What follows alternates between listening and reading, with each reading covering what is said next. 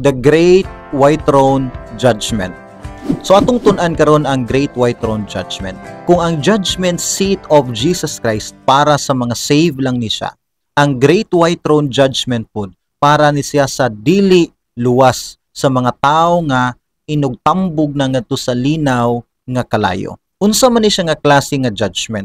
Ug nganong ni undergo man sila nini nga judgment ug unsay basis niini nga judgment? Atong basahon ang Revelation chapter 20 verse 11 ngadto sa verse 15. Magsugod ta sa verse 11. Then I saw a great white throne and him who sat on it, from whose face the earth and the heaven fled away. So si John na siya nakita dinhi nga usa ka great nga white nga throne. Usa ka trono nga puti, dako nga trono ug naay naglingkod dinhi. Ug walay question nga naglingkod dinhi mao si Jesus Christ. Si Christ actually ang mo-judge sa tanang tao ug ang gamiton sa Ginoo nga pag-judge sa tanang tao ang iyahang pulong mismo nga mao ang Bible. Ingon dinhi sa verse 12, and I saw the dead, small and great, standing before God. So nakita din ni John ang mga nagkalilan nga klase nga tao. Nay dato, nay pobre, nay sikat, nay ordinaryo, nay politiko, nay ordinaryo lang nga residente. So walay giila ang kini nga klase nga judgment. Basta na fail ka sa pag-receive sa gift of salvation dinhi sa yuta, appeal yun kanini nga judgment. Ingon pa din hiyo. And another book was opened, which is the book of life, and the dead were judged according to their works by the things which were written in the books. So nay mga books din hing giablihan gamiton nga basis sa imuhang judgment. Gawa sa book of life, napay isa ka book din hing giablihan. Ug mao ni siya ang Word of God, mao ni siya ang Bible.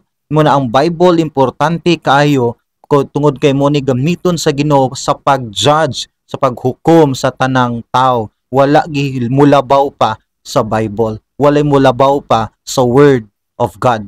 Ingon din and the dead were judged according to their works. So ang basihanan di ay sa judgment dinhi based sa imong binuhatan tungod kay dinhi hukman ang mga tao nga nagtuo nga ilhang good works mo'y makasave nila diha sa penalty or bayad sa sala. Hinumduman nato nga ang atong binuhatan dili gyud mo'y basis nga makaluwas nato kundi ang buhat ni Christ didto sa cross, didto sa Calvary, mao to'y makaluwas nato, dili ang atong mga binuhatan. Pero sa mga tao nga nagtuo nga makaluwas ilang buhat, sama na lang sa nagtuo nga maluwas sila sa ilang religion, sa ilang binuhatan, sa ilang mga pag-ampo nga to sa mga tao nga tuwa na sa langit, nagsalig silang may binuhatan nga masave sila, anhi sila padulong nini nga klase nga judgment. The dead were judged according to their works by the things which were written in the books. So ang Bible mo'y final say, mo'y final word sa ilahang judgment. 13. And the sea gave up the dead who were in it, and death and Hades delivered up the dead who were in them. So dinhi makita na to nga ang impyerno gitawag dinig Hades mihatod sa mga nangamatay, and even ang dagat possible mo ni siya ang literal nga dagat tungod kay naa may mga nangamatay po dito ilawom sa dagat, i-resurrect ilang body dadon ug ihatod dinhi sa Great White Throne Judgment.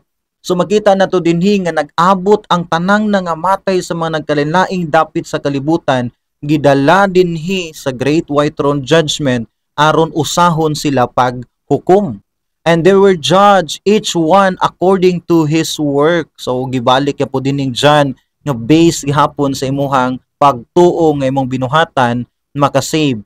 14. And death and Hades were cast into the lake of fire. This is the second death. So na dinhi gipakita dining John ang final place of separation, ang eternal place, ang lake of fire. So ang impyerno gamay ra na sa nga version sa lake of fire, puhon gilabay ngadto sa mas dako gyud nga version nga mao ang lake of fire. Ang lake of fire mo siya ang final place na gyud sa condemnation, final place sa judgment, mo ni ang katapusang lugar na gyud. Once and for all, once ang tao na dinhi hangtod sa hangtod na gyud kang magtingkagol dinhi sa lake of fire. Lugar nga walay hunong ang kalayo, dauban ka pero dili ka mamatay. Dinhi sila i-judge, pasabton sila sa Ginoo dinhi nganong gihukman sila, nganong ilabay sa impyerno tungod kay nagtuo sila nga makasave nila ang ilaang maayong binuhatan. Mo nangingon din ang Bible, and they were judged according to his works. And dinhi sila i-judge sa final judgment na ang lake of fire. Ilabay sila dinhi ingon ang Bible sa 15, and anyone not found written in the book of life was cast into the lake of fire. So tagsa-tagsa moatubang ni Christ, pasabton siyang Christ nga imong ngalan wa nasulat sa libro sa kinabuhi, kay nagsalig kas imong kuglingong binuhatan ug dili na nako moingon si Christ. And then kuhaon sa anghel ug ilabay ngadto sa linaw nga kalayo ug hangtod sa hangtod na nga dapit sa kasakit. So higalay suon hinuktok gyud maayo, dili ka maluwas sa imong binuhatan, di ka maluwas sa imong relihiyon, di ka maluwas sa unsang pamaagi, gawas lang yun kang Jesus Christ. Ang pagpamembro og relihiyon dili makaluwas nimo. Pero kung imong hinulsulan imong sala og tuuhan nga si Christ mo'y manluluwas nimo, iya kang luwason og dili ka kinahanglan moagi nining great white throne judgment kung karon pa lang manigurado ka sa imong kaluwasan sa pagtuog pagdawat kang Ginoong Jesus.